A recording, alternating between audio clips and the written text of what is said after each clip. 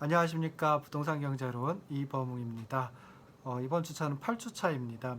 지난 7주차에서는 토지 서비스의 수요 그리고 토지 서비스 시장의 균형에 대해서 설명을 드렸습니다. 토지 서비스의 수요 곡선은 결국 한계 생산물 가치 곡선하고 마찬가지고, 그래서 우하향한다라고 하는 걸 말씀을 드렸고요. 그리고 이제 토지 서비스 수요 곡선을 이동시키는, 즉 토지 서비스 수요를 변화시키는 요인들은 한계 생산물 가치를 구성하고 있는 생산물 가격과 토지의 한계 생산성이다. 토지의 한계 생산성에 영향을 미치는 요소들이다라고 하는 걸 이제 설명을 드렸습니다. 그리고 이제 토지 시장의 균형 분석을 하면서 공급 곡선은 수직선의 형태이고, 그다음에 수요 곡선은 우하향하는 형태이기 때문에, 이렇기 때문에 토지 가격, 즉 임대료는 주로 수요 측 요인, 생산물 가격과 토지의 한계 생산성에 영향을 미치는 요인에 의해서 결정이 된다라고 하는 걸 이제 설명을 드렸습니다.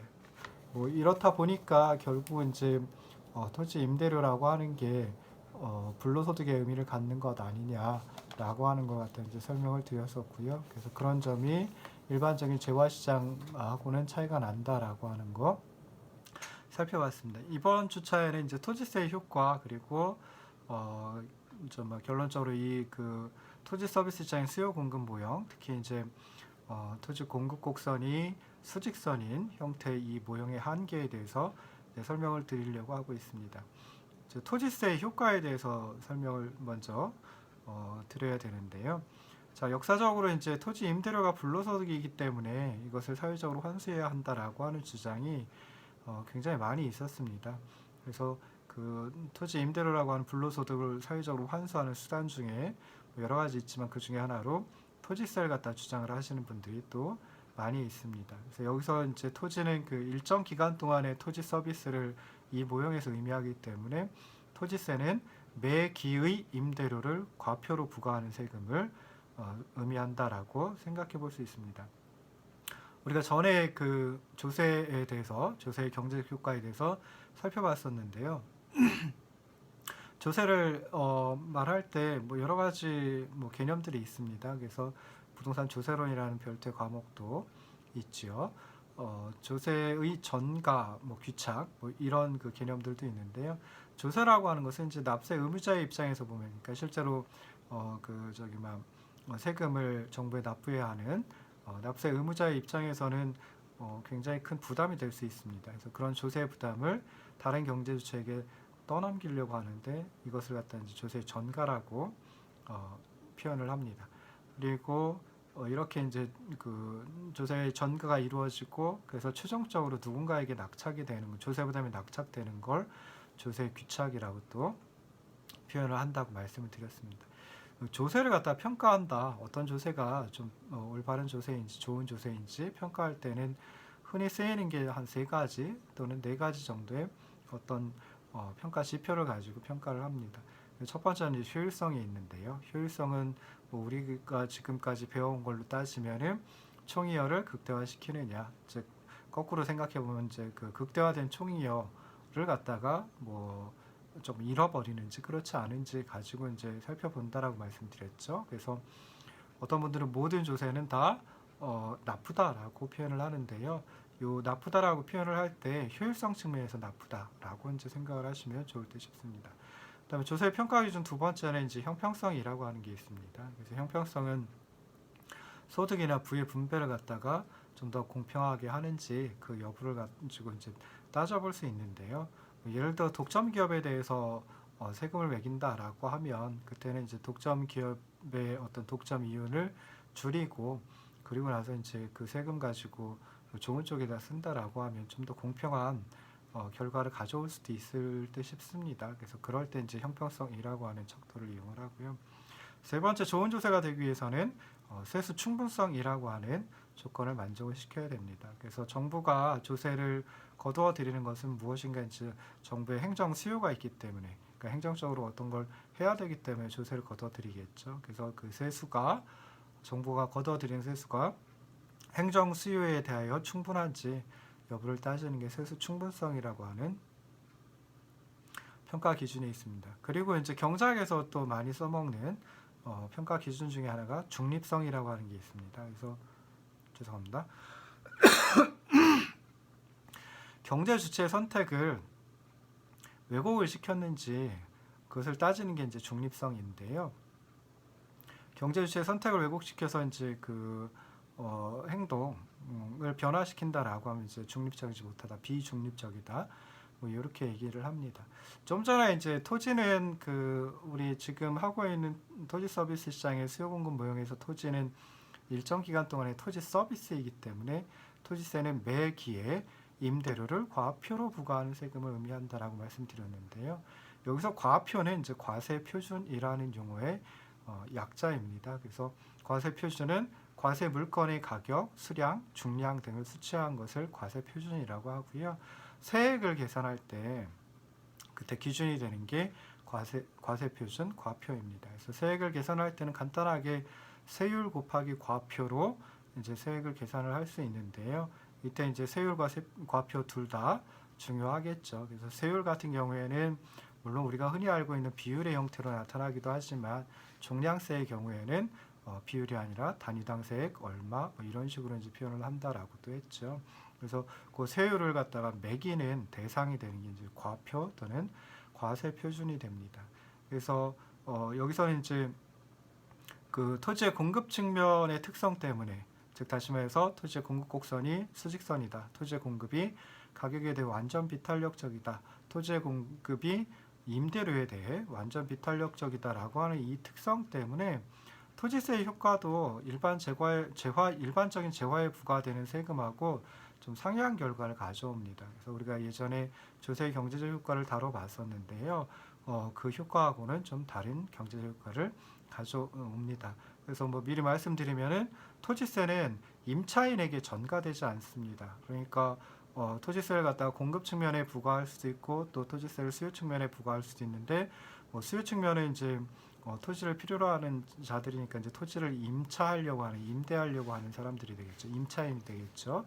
그다음에 토지를 공급하는 측면은 토지를 지금 가지고 있으면서 임대를 놓으려고 하는 사람들이니까 토지 소유자가 됩니다. 그런데 토지세는 임차인에게는 조세 부담을 가져오지 않습니다. 그리고 전적으로 토지 소유자에게 귀착이 돼버립니다. 그래서 그런 점에서 이제 효율성 차원에서 후생 손실, 즉 총이의 감소가 나타나지 않습니다. 그래서 자원 배분의 효율성을 만족시키는 그런 효율성 측면에서 바람직한 조세이다라고 하는 결과를 가져옵니다. 그래서 이런 토지세가 어떤 바람직한 특성을 가지고 있기 때문에 임대료라고 하는 불로소득을 또는 지대라고 하는 불로소득을 환수한다라고 했을 때 효율성도 상실하지 않고 효율성도 잃어버리지 않으면서 환수할 수 있는 게 토지세이기 때문에 토지세를 많은 경제학자들이 좀 선호하는 그런 세금이다라고 생각을 해볼 수 있습니다. 토지세도 이제 두 가지, 즉 공급 측면과 수요 측면에 모두 부과할 수 있습니다. 그래서 어떤 측면에 부과하느냐에 따라 가지고 경제적 효과가 달라지는 건 아닙니다.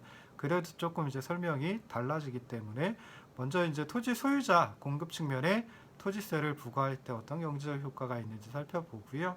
그리고 수요 측면 토지 임차인에게 토지세를 부과했을 때 어떤 경제적 효과가 있는지 따로따로 한번 살펴보도록 하겠습니다.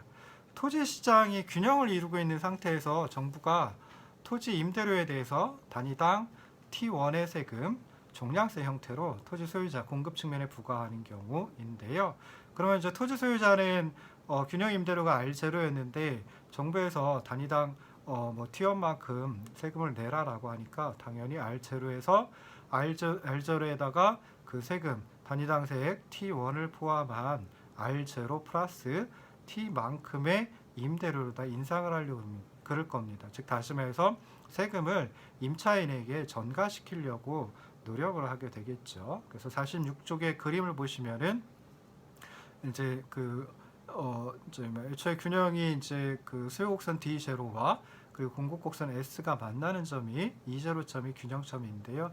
자, 이때 이제 R0에서 R0 더하기 T, R0 플러스 T, 즉 다시 말해서 그림에서 보시면 이제 R 프라임으로 임대료를 인상해가지고 임차인들에게 전가하려고 합니다.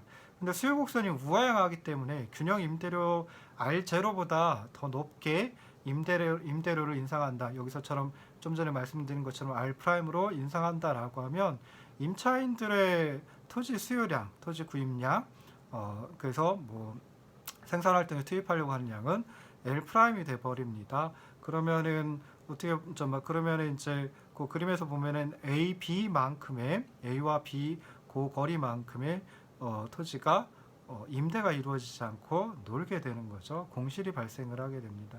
그럼 공실이 발생하면 임대인 입장에서 토지 소유자 입장에서 그만큼 임대료 수입이 줄어드는 것이기 때문에 뭐 이제 토지 그 임차인에게 좀 가격을 임대료를 낮춰주려고 하게 될 겁니다. 그래서 임대료가 하락이 되겠죠. 그리고 그 임대료 하락은 초과 공급, 그러니까 좀 전에 말씀드렸던 R''에선 초과 공급의 크기가 A, B 또는 밑에 토지 그 량으로 보면은 L''L바만큼이 초과 공급이었는데요. 그 초과 공급이 해소될 때까지 임대료가 계속 하락을 하게 됩니다. 그래서 결국은 토지 단위당 임대료가 예전, 그러니까 과세 전 토지세 부과 전 균형 임대료 R0 수준까지 이제 하락을 하게 되고요. 좀 전에 설명드린 걸 그냥 예전에 제가 균형 분석 3단계 균형 분석 이제 잠깐 말씀을 드렸었는데요. 첫 번째 단계에서는 수요 공급 중에 어떤 측면에 영향을 미칠까? 두 번째 단계에서는 수요 공급 또는 수요와 공급 모두에 영향을 미친다라고 하면 어떤 방향으로 영향을 미칠까? 즉 어떤 쪽으로 수요나 공급을 변화시킬까 분석하고요. 세 번째 단계에서는 균형을 분석한다. 이게 이제 균형 분석의 3단계 방식입니다. 그래서 그냥 첫 번째, 두 번째 단계는 사실 익숙해지면 이제 한꺼번에 하게 되거든요. 그래서 보시면은 공급 곡선이 T1만큼 상향 이동합니다. 그러니까 토지세를, 그러니까 전에도 조세를 공급 측면에 부과한다, 부동산 거래세를 공급 측면에 부과한다라고 하면은 공급 곡선이 그 단위당 세액 T1만큼 위쪽으로 이동한다라고 말씀을 드렸죠. 여기서도 마찬가지로 공급 곡선이 단위당 세액 T1만큼 위쪽으로 이동을 하게 됩니다. 근데 공급 곡선이 수직선의 형태이기 때문에요. 위쪽으로 이동한다라고 하더라도 그대로 그 수직선 그대로 있게 됩니다. 그래서 공급 곡선이 T1만큼 단위당 세액 T1만큼 상향 이동을 하는데 그래도 공급 곡선은 여전히 S로 그대로 있게 됩니다. 만약에 여기서 공급자가 즉 토지 소유자가 R0에다가 과세 전 토지세 부과 전 균형 임대료 R0에다가 단위당 세액 T1 토지세 부과했을 때 단위당 세액 T1을 합친 것만큼 즉 그림에서 R''만큼으로 다 임대료를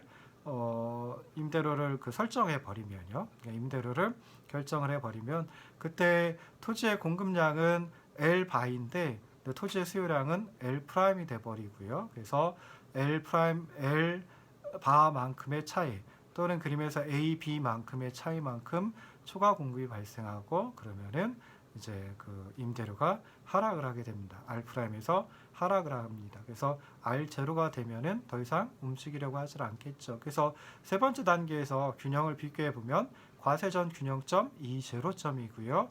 과세 후 토지세 부과 후 균형점도 마찬가지로 E0가 돼 버립니다. 그럼 거래량은 L바에서 L바로 불변이죠. 그러니까 토지 거래량 또 여기서는 토지 임대량이 될 텐데요. 그게 L바에서 L바로 그냥 변화하지 않습니다. 근데 가격은 어떻게 되나요? 임대료는 마찬가지로 균형 임대료 과세 전 R0에서 과세 후 균형 임대료 R0가 돼 버립니다. 근데 이때 R0 과세 후에 토지세 부과 후 균형 임대료 R0라고 하는 것은 조금 다시 살펴볼 필요가 있습니다. 그래서 임차인의 입장, 수요 측면에서 지불해야 하는 임대료, 이거 예전에 수요 가격이라고 표현했죠. 그래서 수요 가격은 R0 과세 전이나 과세 후나 R0 동일합니다. 그러니까 토지세 부과하고 나서도 요 수요 가격은 변화하지 않은 거죠. 근데 공급 가격은 변화합니다. 즉 토지 소유자가 지불받는 임대료는 변화하게 됩니다. 그래서 과세 전에는 토지세 부과 전에는 R0의 임대료를 지불받았는데요. 이제 과세 후에는 토지세 부과 후에는 R0의 임대료를 임차인으로부터 지불받지만 그 중에 T1만큼은 정부한테 갖다 내야 됩니다. 그래서 R0에서 T1을 빼준 거 그림에서 보면 R1이라고 되어 있죠. 46쪽 윗 그림에서 보면 R1이라고 되어 있습니다. 그래서 그 R1으로다가 공급 가격, 즉 토지 소유자가 집을 받는 가격은 하락을 하게 됩니다. 또 이렇게 보면은 그 새로운 균형, 그러니까 과세 전 균형하고 과세 후 균형하고 차이를 보면 차이가 나질 않습니다. 차이가 나질 않는 게요. 그냥 균형 거래량, 즉 다시 말해서 토지의 임대량은 L 바로다가 그대로 있고요. 그 다음에 토지 그 임차인들이 소유자들에게 내는 수요 가격은 R0로 동일합니다. 오로지 하나 차이가 있다라고 하면은 토지 소유자들이 실질적으로 집을 받는 임대료, 그게 R0에서 R1으로다가 하락을 하고요. 그 차이만큼을 정부한테 세금으로 토지세로 납부를 하게 됩니다. 그래서 결국 보시면은 정부가 부과한 단위당 세액 T1 이거 토지세로 부과를 했는데요. 몽땅 다 토지 소유자들이 전적으로 부담을 한다라고 하는 결과를 끄집어낼 수가 있습니다. 이제 두 번째, 토지 임차인, 즉 수요 측면에 토지세를 부과했을 때 그때는 어떤 경제적 효과가 있을까 한번 살펴보도록 하겠습니다. 그래서 정부가 토지 임대료에다가 토지 단위당 T1의 세금, 종량세 형태로 토지세를 부과한다, 토지 임차인 수요 측면에 부과한다라고 하면 그때는 이제 토지 수요 곡선이 단위당 세액 T1만큼 아래쪽으로 이동을 한다. 이 부분은 전에 그 부동산 거래세 효과에 대해 설명을 할 때도 마찬가지였죠. 그래서 수요 측면에 부과한다라고 하면 수요 곡선이 아래쪽으로 단위당 세액 T1만큼 그대로 아래쪽으로 이동을 하게 됩니다. 그래서 보시면은 단위당 세액 T1만큼 하향 이동하게 되니까요. 그 그림에서 보시면은 46쪽 아래 그림에서 보시면 D0에서 D1으로다가 이제 하향 이동 또는 좌측 이동을 하게 되는 거죠. 정확하게는 단위당 세액 T1만큼 아래쪽으로 하향 이동한다라고 생각을 하시면 좋을 듯 싶습니다. 그래서 거기 그 46쪽 아래 그림에서 보시면 D0와 D1에 두 수요 곡선이 있는데 두 수요 곡선의 수직 거리가 T1이라고 그 그림에 표현을 해놨습니다. 그래서 이에 따라서 과세 후 균형은, 그러니까 과세 전 균형점은 과세 전 수요 곡선 D0와 공급 곡선 S가 만난 E0점이었는데 과세 후 균형점은 과세 후 수요 곡선 D1과 그리고 공급 곡선 S가 만나는 이 원점이 이제 토지세 부과 후에 균형점이 됩니다. 그래서 균형 임대료는 애초에 과세 전에는 R0였는데요. 토지세 부과 후에는 R1으로다가 하락을 하고요. 대신에 균형 거래량, 균형 임대량이 되겠죠. L 바로다가 변화하지 않는다라고 하는 걸 마찬가지로 살펴볼 수 있습니다. 다시 그 3단계 분석 방법 통해 가지고 균형 분석을 해보면요. 46쪽 아래 그림에서 보시면은 첫 번째, 두 번째 단계 한꺼번에 살펴보겠습니다. 수요 곡선이 단위당 세액 T1만큼 아래쪽으로 이동한다. 그래서 D0에서 D1으로 하향 이동한다. 이것이 이제 수요가 감소한다. 이것이 이제 첫 번째, 두 번째 단계입니다. 세 번째 단계에서 이제 균형 분석을 하라고 말씀을 드렸죠. 그래서 과세 전 균형점은, 즉 토지세 부과 전 균형점은 E0점이고, 과세 후, 즉 토지세 부과 후 균형점은 이 원점이 된다. 거래량은 L 바에서 L 바로 변화하지 않고, 가격은 어떻게 변화하느냐? R0에서 R1으로 가격이 변화하죠. 임대료가 낮아지게 됩니다. 근데 여기서 R1이라고 하는 임대료는 임차인이 토지 소유자에게 지불하는 임대료가 되겠죠. 그리고 또 임차인은 하나 더 지불해야 되죠. 정부에 세금을 지불해야 됩니다. 그래서 단위당 세액 T1만큼 또 정부한테 지불해야 되니까 R1의 가격, R1의 임대료에다가 단위당 세액 T1을 합친 R0가 소비자가, 즉 임차인이 실질적으로 지불하는 임대료이다라고 생각해 볼 수 있습니다. 그래서 수요 가격, 토지 임차인이 실질적으로 지불하는 임대료는 R0에서 과세 전 R0에서 과세 후 R0로 동일하고요. 대신에 이제 공급 가격, 즉 토지 소유자가 지불받는 가격은 과세 전에 R0에서 R1으로 하락한다 라고 생각해 볼 수 있습니다. 그래서 결국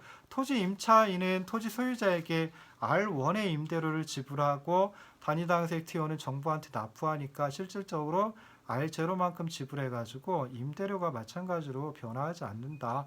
뭐 이렇게 이제 생각을 해볼 수도 있겠죠. 그래서 반면에 이제 토지 소유자 입장에서는 과세 전 R0의 임대료 지불받다가 과세 후에는 R1으로 지불받는 임대료가 하락을 합니다. 그리고 정부가 부과한 단위당사액 T1의 토지세는 몽땅 다 토지 소유자들이 전액 부담한다. 뭐 이렇게 이제 생각을 해볼 수 있습니다. 그래서 수요 측면에 부과하든 즉 임차인에게 부과하든 공급 측면에 부과하든 즉 토지 소유자에게 부과하든 이 토지세의 경제 효과는 동일하다라고 하는 걸 살펴볼 수가 있습니다. 그래서 결국은 그 토지세 조세 부담은 누가 다 하느냐라고 했을 때 토지 소유자가 토지세라고 하는 조세 부담을 전적으로 한다라고 생각을 해볼 수 있겠죠. 그래서 애초에 처음에 이제 공급 측면에 부과한다, 즉 토지 소유자한테 부과하는 경우에 그때 토지 소유자 입장에서는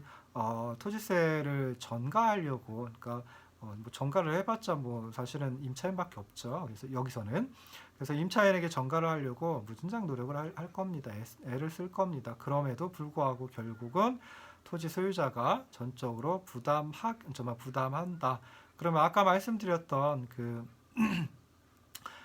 이 지대 또는 이제 임대료라고 토지 임대료라고 하는 것에는 좀 불로소득의 의미를 가지고 있는데, 근데 이런 토지세를 부과한다라고 하면은 그 불로소득 중에 일부, 불로소득의 의미를 갖는 거 전부 다 사회적으로 환수하는 건 아니지만은 그 중에 일부를 정부가 환수할 수 있게 되는 거죠. 그리고 그걸 가지고 뭐 저소득층을 위한 뭐 어떤 지원이라든지 뭐 이런 데 이제 또 써먹을 수가 있게 되는 겁니다. 그래서 아까 말씀드렸듯이 그 불로소득을 환수하자, 그러니까 그 지대나 토지 임대료라고 하는 불로소득의 의미를 가지고 있는 놈을 환수하자라고 할 때 토지세가 강력한 수단 중에 한 방법이다라고 이제 많이 주장을 하는 겁니다.